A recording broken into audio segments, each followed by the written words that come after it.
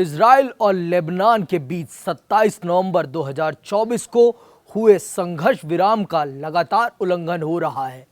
हाल ही में दक्षिण लेबनान के एन काना इलाके में इजरायली ड्रोन हमले में एक नागरिक की मौत हो गई। ये हमले संघर्ष विराम के बावजूद जारी हैं। पिछले कुछ दिनों में इजराइल के कई ड्रोन और टोही विमान बेरूत और उसके आसपास के इलाकों में नीची उड़ान भरते देखे गए। कुछ ड्रोन तो राष्ट्रपति भवन के पास भी मंडराते रहे, जो राजधानी में युद्ध विराम के बाद सबसे अधिक हवाई गतिविधि मानी जा रही है। 20 अक्टूबर को भी इजरायली लड़ाकू विमानों ने जर्मक और अल महमूदिया में बमबारी की थी और सैनिकों ने कफर सूबा के बाहर भी गोलीबारी और तोप से हमला किया।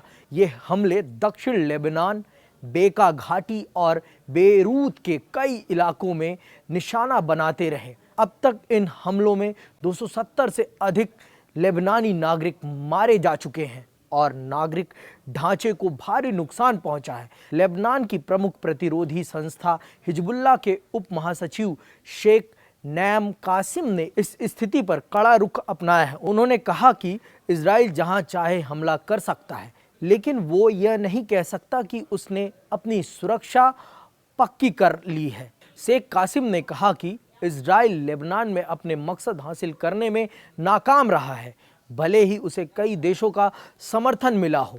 उन्होंने 2023 में इजराइल के हमलों को याद दिलाया, जो हिजबुल्लाह के गाजा के समर्थन में किए गए ऑपरेशन के जवाब में हुए। शेख कासिम ने चेतावनी दी है कि लेबनान की स्थिरता तभी संभव है जब इजरायली हमलों और हवाई सीमाओं के उल्लंघन को पूरी तरह रोका जाए। उन्होंने कहा कि अमेरिका लेबनान को इजराइल की ग्रेट इजराइल योजना में शामिल करने की कोशिश कर रहा है, जो देश के लिए खतरनाक साबित हो सकती है। दूसरी ओर अमेरिका के उपराष्ट्रपति जेडी वेंस मंगलवार को इजराइल पहुंचे। उन्होंने गाजा में लागू युद्ध विराम को अब तक उम्मीद से बेहतर बताया।